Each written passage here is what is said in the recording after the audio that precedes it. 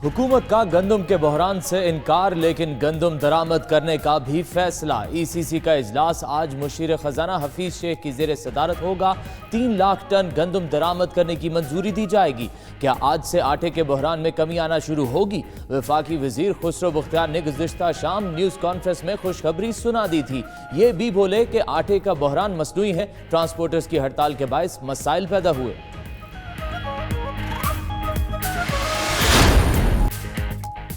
गंदम में खुद कफील पाकिस्तान 2 नवाले रोटी के लिए परेशान। बलूचिस्तान में 20 किलो का थैला 1300, केपी में 1200 का हो गया।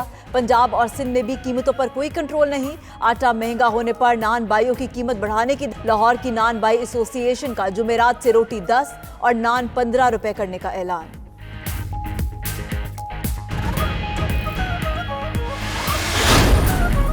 वज़ीर आला पंजाब मुनाफाखोरों को सबक सिखाने निकल पड़े। आटा सेल पॉइंट्स के दौरे जड़ावाला में कई अफसर मुअत्तल। उस्मान बुज़दार ने शहरियों से खुद भी आटे की दस्तयाबी का पूछा। थैले भी तकसीम किए। वज़ीर आला ने कहा पंजाब के पास वाफिर गंदम मौजूद है, किल्लत नहीं होनी चाहिए। मजीद इलाकों में भी छापों का ऐलान।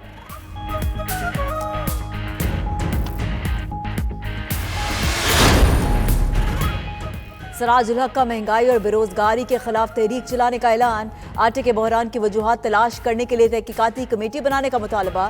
कहते हैं महंगाई, बेरोजगारी और मायूसी के अंधेरों ने मुल्क को घेर लिया। अवाम ज्यादा देर बर्दाश्त नहीं करेंगे। जो हुकूमत डिलीवर ना कर पा रही हो उसको टैक्स या बिल नहीं देना चाहिए।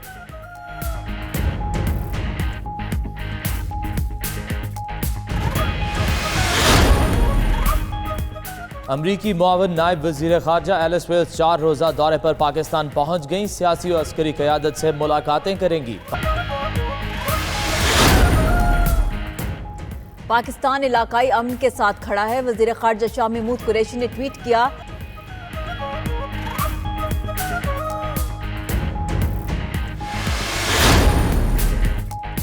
सार्क ममालिक में नैब की कारकर्दगी की तारीफ हुई। Chairman NAB justice retired Javed Iqbal ने कहा नैब को सार्क एंटी करप्शन का मुतफ़िका चेयरमैन मुंतखब किया जाना बड़ी कामयाबी है। नैब बदउनवानी रोकने के लिए फोकल इदारा है। गैलॉप सर्वे के मुताबिक 59% पाकिस्तानी नैब पर एतमाद करते हैं। शोर मचाने के बजाय काम पर यकीन रखते हैं।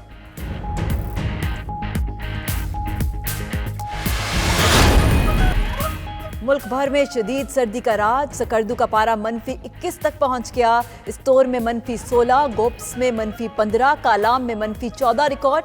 किलात, पारा चनार, कोयटा में भी शदीद सर्दी। बलोचिस्तान और शिमाली इलाकों में बर्फबारी और बारिश का इम्कान। जनूबी पंजाब में भी चंद मकामात पर बादल बरसेंगे। पंजाब के बेशतर मैदानी इलाकों और बालाई सिंध में सुबह और रात के वक्त शदीद धुंध पड़ेगी।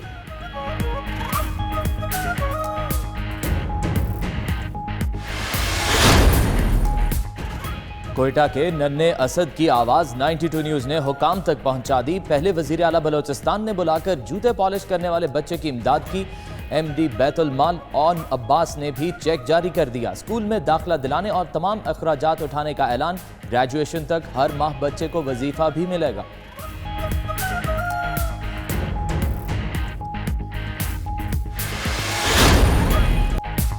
गुजरावाला में अनोखी शादी। बारात में डॉलर्स की बारिश। दुल्हा के भाइयों और दोस्तों ने डॉलर बरसाए। दुल्हा ने डॉलर्स का ही हार पहन रखा था। बैंड बाजे वालों की फरमाइश पर दूल्हे पर भी डॉलर्स निछावर। डॉलर्स और पाकिस्तानी करेंसी लुटाए जाने के बावजूद FBR समेत मुतल्लिका इदारे ला इल्म रहे।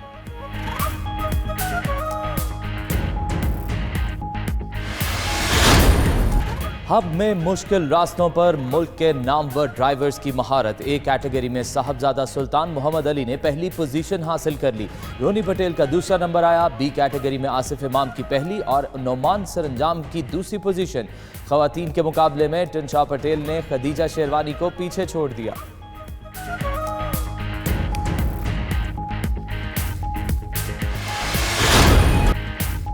PSL 5 के ऑनलाइन टिकट्स आज से फरोख्त होंगी। शायकीन को पाकिस्तान सुपर लीग का मेला सजने का बेताबी से इंतजार। इवेंट का आगाज 20 फरवरी से होगा। इवेंट के तमाम मैचेस पाकिस्तान में खेले जाएंगे। दुनिया भर से नामवर खिलाड़ी पाकिस्तान के मैदानों में छक्के और चौके मारेंगे, विकेट्स उड़ाएंगे।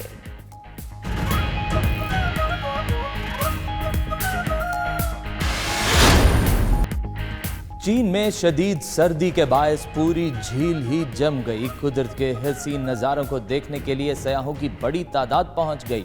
शदीद सर्दी से मामूलात ज़िंदगी तो जाम हो गए, लेकिन चीन की खूबसूरती में इजाफा हो गया।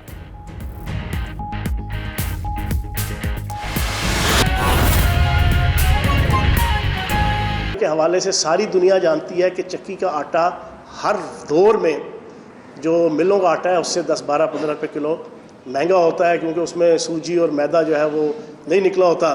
और ये एक आम सी जना एक रूटीन है कि चक्की का आटा थोड़ा सा महंगा होता है। तो इस वजह से कोई किसी किस्म का बहरान नहीं है। उस हवाले से जिन जिन फ्लोर मिल्स की तरफ से कोताही गफलत हुई उनके खिलाफ भी फौरी एक्शन लिया गया। कल भी मैंने डेटा बताया था, आज भी आपके सामने डेटा रख देता हूँ। तकरीबन 376 और 80 के करीब फ्लोर मिलों के खिलाफ एक्शन लिया गया, जिनमें से 376 से 80 के ख़िलाफ़ जो है वो एक्शन लिया गया। उनमें से तकरीबन कोई 15 फ्लोर मिलों का जो है वो लाइसेंस जो है वो मुअत्तल किया गया है। 170 के करीब का जो है वो कोटा जो है उसको मुअत्तल किया गया है। और इनके ख़िलाफ़ जो जुर्माने किए गए हैं तकरीबन 9.25 करोड़ रुपया जुर्माने किए गए। और गुजरांवाला सियालकोट के डिस्ट्रिक्ट फूड कंट्रोलर को मुअत्तल किया गया, विहाड़ी और एक और डिस्ट्रिक्ट के जो है वो डायरेक्टर, डिप्टी डायरेक्टर फूड्स को। तो ये सारे मैयस फौरी तौर पे अडॉप्ट करके चीज़ों को फौरी तौर पे जो है वो बर वक्त उसके ऊपर ओवरकम किया गया है। और ये सरदार उस्मान बुज़दार साहब ने अपनी कायदाना सलाहियतों का इस्तेमाल करते हुए जो है वो इस बहरान को बचाया है, जिसमें बहुत से लोग इन्वॉल्व थे और वक्त आने के साथ जो है वो सारी चीज़ें क्लियर हो जाएंगी। दूसरी चीज़ जो सबसे इम्पॉर्टेंट और आज की इस प्रेस कॉन्फ्रेंस के हवाले से जो मुद्दा है, पिछले 1.5 साल से सरदार उस्मान बुज़दार साहब के ऊपर क्रिटिसिज्म किया जाता है उनकी कम गोई की वजह से कि वो बहुत ज़्यादा बोलने के आदी नहीं हैं। और मैं अक्सर ये कहता हूँ कि वो नरम दमे गुफ्तगू गर्म दमे जुस्तजू, रज़्म हो के बज़्म हो, पाक दिलो पाक बाज के मज़दाक, काम करने के आदी और कायल हैं। बोलने के, दावे करने के, भड़कने के, फुदकने के जो पहले रवायात होती थी कैमरास के सामने, वो इन चीज़ों के कायल नहीं हैं। जो हम पंजाबी में कहें तो वो इन टकटलियों के कायल नहीं हैं, वो काम करने के कायल हैं। और वो काम के हवाले से मैं पिछले 1.5 महीने के अंदर 2-3 प्रेस कॉन्फ्रेंस के अंदर बड़ी डिटेल के साथ ये सारी चीज़ें बयान कर चुका हूँ कि जो जो कारनामे उन्होंने संजाम दिए जो आज से पहले पंजाब के अंदर कम से कम किसी वज़ीर आला ने नहीं किए। 60% जो है वो वज़ीर आला की जनाब दफ्तर का और वज़ीर आला हाउस का ख़र्चा उसको कम करना जो करोड़ों रुपया बनता है। फिर इसी तरीके से यूनिवर्सिटीज़ 8 या से ज़ायद यूनिवर्सिटीज़ हैं कि जिनका क़याम जो है वो पहले साल के अंदर ही पंजाब के अंदर शुरू हुआ। हस्पताल हैं 9 के करीब कि जो अच्छे हस्पताल, ह्यूज क्वालिटी के भी और जनाब एरियाज़ के हस्पताल पंजाब के अंदर पहले साल उन्होंने शुरू किए। 104% जो है वो टैक्स कलेक्शन उन्होंने शुरू की। जनूबी पंजाब हमेशा रोना रोता था पाकिस्तान के अंदर, उनके मुफक्कर, उनके स्कॉलर, उनके दानिश्वर, उनके राइटर, उनके सियासतदान, उनके MNA, उनके MPA, उनके एंकर, उनके सहाफ़ी, उनके जर्नलिस्ट हमेशा जनूबी पंजाब से तख्ते लाहौर के ख़िलाफ़ ताने आया करते थे। पहली दफ़ा 35% बजट कानून बनाकर कि ये बजट किसी और जगह पे एलोकेट नहीं होगा, नहीं लगेगा, सिर्फ़ और सिर्फ जनूबी पंजाब पे लगेगा। पहली दफ़ा ये सरदार उस्मान बुज़दार साहब की क़यादत में हुआ। और आज जनूबी पंजाब की तरफ से किसी किस्म का कोई गिला, कोई शिकवा तामीर और तरक्की के हवाले से वो सुनाई नहीं देता। ये भी उस्मान बुज़दार साहब की जनाब एक डिग्निटी कह लें और एक उनकी अचीवमेंट कह लें। और फिर इसी तरीके से तकरीबन आधी से ज़ायद डिपार्टमेंट और वजारतें हैं कि जिनकी पॉलिसीज़ पहले साल के अंदर ही बड़ी अरकरेज़ी के बाद, बड़ी मेहनत के बाद, तगोदो के बाद पॉलिसीज़ जो है वो ऐलान किया गया कि किन पॉलिसीज़ के तहत ज़राअत का डिपार्टमेंट चलेगा, सनत का डिपार्टमेंट चलेगा, सियाहत का डिपार्टमेंट चलेगा, तालीम का डिपार्टमेंट चलेगा, एजुकेशन का डिपार्टमेंट चलेगा और आपके इत्तलात का डिपार्टमेंट चलेगा। ये सारी पॉलिसीज़ जो है वो उनकी क़यादत के अंदर आई। लेजिस्लेशन तकरीबन 40 से ज़ायद बिल जो है वो पास हो चुके हैं।